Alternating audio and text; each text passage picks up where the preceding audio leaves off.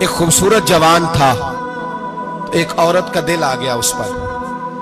یہ یاد رکھ لیں، ہم لڑکوں کو منع کرتے رہتے ہیں، لیکن ہمیں گھر کی بچیوں پر بھی توجہ دینی ہوگی، ہمیں ان کے فون پر بھی نگرانی کرنی ہوگی، ہمیں وہاں بھی غور کرنا ہوگا، اس لیے کہ اگر کوئی بچی گنجائش نہ دے تو میرا خیال ہے کہ لڑکا جرت کرنے کی طاقت نہیں رکھتا۔ تو وہاں بھی ان کی اماں سے کہے کہ پابندی لگائے، بچی کسی کا موبائل لے کر کے کہیں اس کو استعمال تو نہیں کر رہی، اس پودے پر بھی توجہ دے، درخت بننے سے پہلے اس کی بھی نگرانی کریں، یہ بھی بڑا ضروری کام ہے۔ عورت کا دل آ گیا تو نبی پاک علیہ الصلوۃ والسلام فرماتے اس نے کوئی بہانہ لگایا، کسی کو کہا کہ اس نوجوان کو بلا کے لاؤ، اس کو کہو کہ ہم نے کوئی گواہی لینی ہے تجھ سے۔ وہ نوجوان آیا، ایک کمرے میں داخل ہوا تو اگلے کمرے میں لے گئے، وہاں داخل ہوا تو اس سے اگلے کمرے میں لے گئی، وہ داخل ہوا تو اسی طرح 7 مکفل کمروں میں لے گئی۔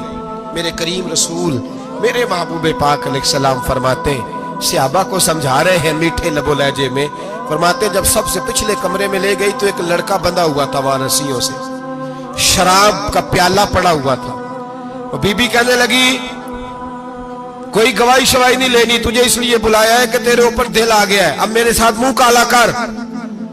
تو وہ جوان کہنے لگا نہیں، میں نے اپنے نفس کو پاک رکھا ہوا ہے، میری نظر بھی پاک ہے، دل بھی پاک ہے، اور اس کی برکت یہ ہے کہ رب نے میری روح کو بھی پاک رکھا ہوا ہے، تو میں یہ حرکت نہیں کر سکتا۔ پاک لوگ پلید کاموں کی جانب توجہ نہیں کرتے، میں یہ حرکت نہیں کر سکتا۔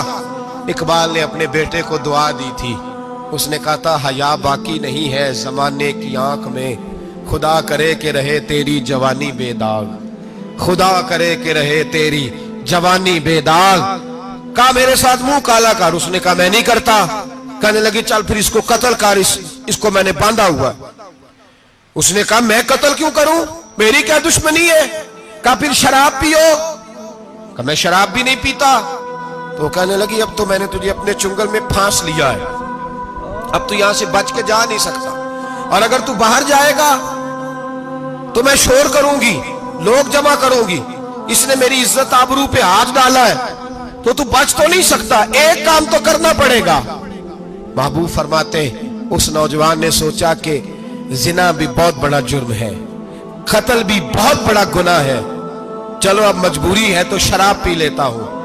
لیکن وہ سمجھا نہ کہ شراب تو بنیاد ہے، اس نے ایک پیالہ جو پیا، کہنے لگا ایک اور دے دو، دوسرا پیا تو کہنے لگا ایک اور دے دو، اب 3 پیالے 3 بوتلیں شراب جو پی چکا تو خماری چڑھ گئی۔ اب اس عورت کے قریب جانے لگا کہ میں تیرے ساتھ زنا کروں گا۔ اس نے کہا جب تک میں قریب نہیں آنے دوں گی جب تک تو اسے قتل نہ کرے۔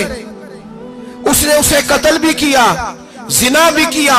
تو محبوب فرمانے لگے یہ قتل اور زنا جو ہوا ہے تو یہ شراب کی وجہ سے ہوا ہے، گویا شراب کو جرم ہے جو قتل بھی کرائے گی، جو زنا بھی کرائے گی۔